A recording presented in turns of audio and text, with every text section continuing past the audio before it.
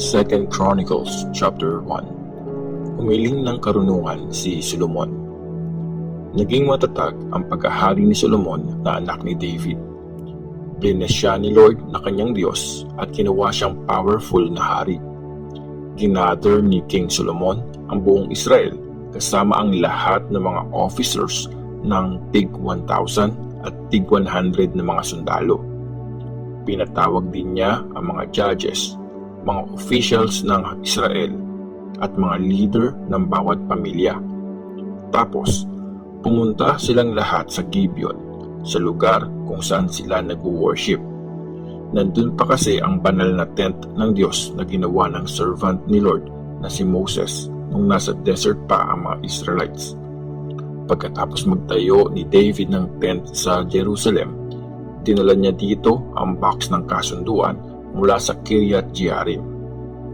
Nandun din sa tapat ng banal na tent ni Lord ang altar na bronze na gawa ni Bezalel na anak ni Uri na anak ni Hur. Doon nag-pray si Solomon kasama ang mga tao. Pumunta si Solomon sa may altar na bronze na nasa banal na tent at nag-offer siya doon ng 1,000 na offering na susunugin. Kinagabihan, nagpakita ang Diyos kay Solomon at sinabi sa kanya, "Humiling ka ng kahit ano at ibibigay ko sa iyo." Sumagot si Solomon sa Diyos, "Pinakita mo po sa tatay kong si David ang dakila at wagas mong pagmamahal at ginawa mo akong hari bilang kasunod niya. O Lord God, sana po mangyari na yung promise mo sa tatay kong si David. Ginawa mo po akong hari ng mga taong kasing dami ng mga alikabok sa lupa. Bigyan mo po ako ng karunungan at kaalaman para magawa ko ng tama ang mga duty ng isang leader. Kung hindi, paano ko po ililid ang napakalaking bayan na ito?" Sabi ng Diyos kay Solomon, "Dahil hindi ka humiling ng kayamanan, pera, karangalan, o kaya makaganti sa mga kalaban mo at hindi ka rin humiling ng mahabang buhay, pero ang hiniling mo ay magkaroon ng karunungan at kaalaman para ilid ang bayan ko bilang hari nila. Dahil ito ang nasa puso mo, bibigyan kita ng karunungan at kaalaman. Bibigyan din kita ng kayamanan, ari-arian at karangalan na walang sino mang hari ang nakaranas at makakaranas pa." Kaya umalis si Solomon sa banal na tent na nasa Gibeon at bumalik sa Jerusalem at naghari siya sa Israel. Ang kayamanan ni Solomon. Bumuo si Solomon ng army ng mga sundalong nakakabayo at mga chariot. Meron siyang 1,400 na mga chariot at 12,000 na mga sundalong nakakabayo na inassign niya sa Jerusalem at sa iba pang mga city. Noong time ng paghahari ni Solomon, naging sobrang common na parang mga bato ang silver at gold sa Jerusalem. Dumami rin ng husto ang mga puno ng cedar na parang mga puno ng sycamore sa Shephelah. Imported mula sa Musri at Cilicia ang mga kabayo ni Solomon. Pinili ang mga ito ng mga traders niya sa napagkasundo ang presyo. Tapos, yung mga chariots na galing naman sa Egypt ay sinusupply nila sa mga hari ng Hittites at ng mga taga-Syria. Ang presyo ng isang chariot ay 600 pieces of silver at ang isang kabayo naman ay 150 pieces of silver. 2 Chronicles chapter 2. Paghahanda para sa pagtatayo ng temple. Tapos, nag-decide si Solomon na magtayo ng temple kung saan i-worship si Lord at magtayo rin ng palasyo para sa sarili niya. Nag-assign siya ng 70,000 na mga lalaki para magbiyahe ng mga materyales at 80,000 naman para magtibag ng mga bato sa mga mabundok na bayan. May 3,600 naman na magsusupervise sa trabaho. Tinulungan ni King Hiram ng Tyre si King Solomon. Nagpadala ng message si Solomon para kay King Hiram ng Tyre. Noong nagpapatayo ng palasyo ang tatay kong si King David, ikaw ang nag-supply ng mga kahoy na cedar. Pwede ka rin bang mag-supply sa akin ngayon? Magtatayo ako ng temple para i-honor si Lord na aking Diyos. Ito ang magiging banal na lugar kung saan kami mag-worship. Dito kami magsusunog ng maubangong insenso. Dito kami tuloy-tuloy na mag-o-offer ng mga tinapay at ng mga offering na susunugin sa umaga at sa gabi. Ganon din tuwing mga araw ng Sabbath, mga New Moon Festival at iba pang piyesta para i-honor si Lord na aming Diyos. Utos niya ito sa Israel na dapat namin sundin forever. Magtatayo ako ng malaking temple kasi mas dakila ang Diyos namin kaysa sino pa mang Diyos. Pero sa totoo lang, wala namang makakapagtayo ng temple para sa Diyos kasi hindi siya kayang mapagkasya kahit ng buong kalawakan pa. Ang kaya ko lang itayo ay isang lugar kung saan pwede kaming mag-offer sa Kanya. Kaya magpadala ka ng taong magaling magtrabaho sa gold, silver, bronze at bakal.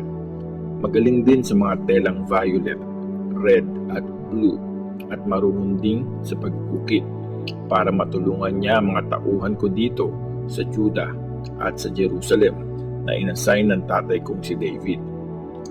Padalhan mo rin ako ng mga troso ng cedar, cypress at algum na galing Lebanon.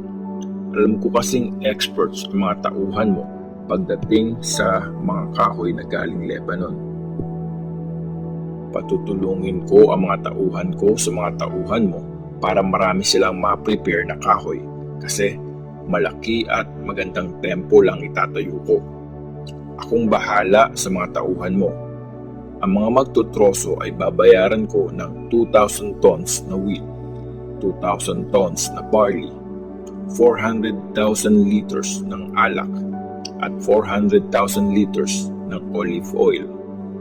Sumulat din si King Hiram para sagutin si Solomon.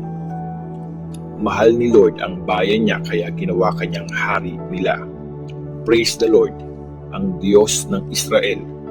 Nag-create ng langit at lupa na nagbigay kay King David ng matalinong anak na magaling umunawa at mag-decide.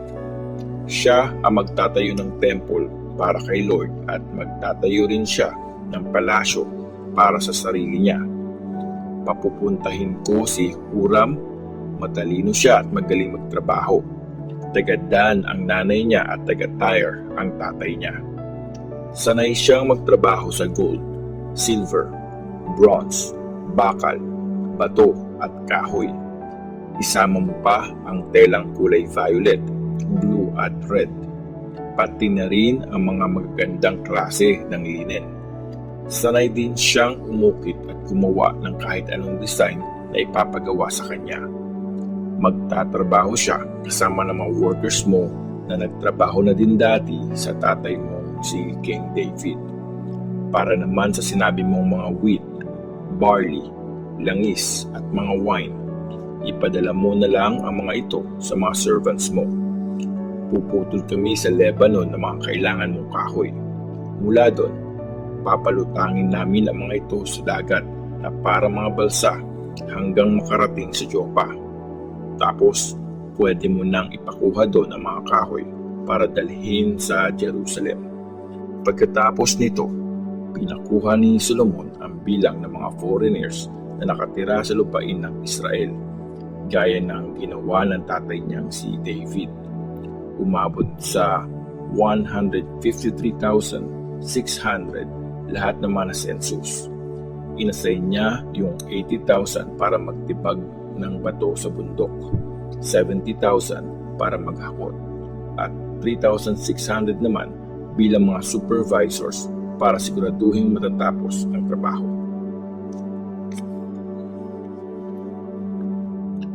Second Chronicles chapter 3. Ang pagtatayo ng temple. Sinimulang itayo ni Solomon ang temple sa Mount Moriah sa Jerusalem. ito yung lugar na pinili ng tatay niyang si David. Dito nagpakita si Lord kay David. Ito rin yung lupang binili ni David kay Arauna na isang Jebusite. Nagsimula ang trabaho noong second day ng second month ng 4th year na kanyang paghahari. Ito ang mga sukat na binigay ni Solomon para sa pagtatayo ng temple. Halos 27 meters ang haba at 9 meters ang lapad nito. May porch sa bandang harap ng temple na may lapad na 9 meters at 54 meters naman ang taas nito. Pinabalutan niya ng purong gold ang interior nito. Pinalagyan niya ang main room ng tabla ng cypress, saka ito binalutan ng purong gold. Pinalagyan niya ito ng design na palm trees at mga kadena.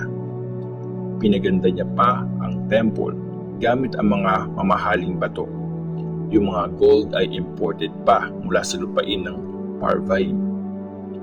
Pinabalutan niya ng gold ang buong temple, pati ang mga biga na sumusuporta sa bubong, mga pintuan, mga door frame at mga dingding. Tapos, inukitan pa ng design na kerubim ang mga dingding. Pagkatapos nito, pinagawa naman niya ang most holy place sa loob ng temple. Ang haba at lapad nito ay parehong 9 meters. Pinabalutan niya ito ng halos 25 tons ng magandang klase ng gold. Halos kalahating kilo ang mga ginamit na pakong gawa sa gold. Kahit na yung mga dingding ng mga kwarto sa taas ay pinalutan din ng gold. Sa loob naman ng most holy place, pinalagyan niya ng 2 kerubim at pinabalutan niya rin ang mga ito ng gold.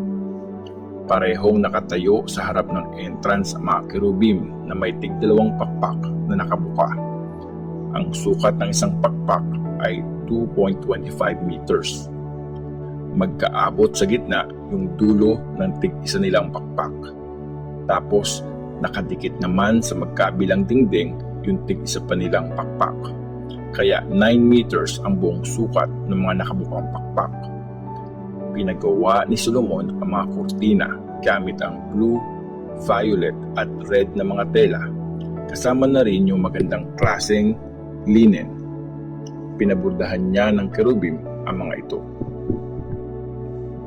Ang 2 poste.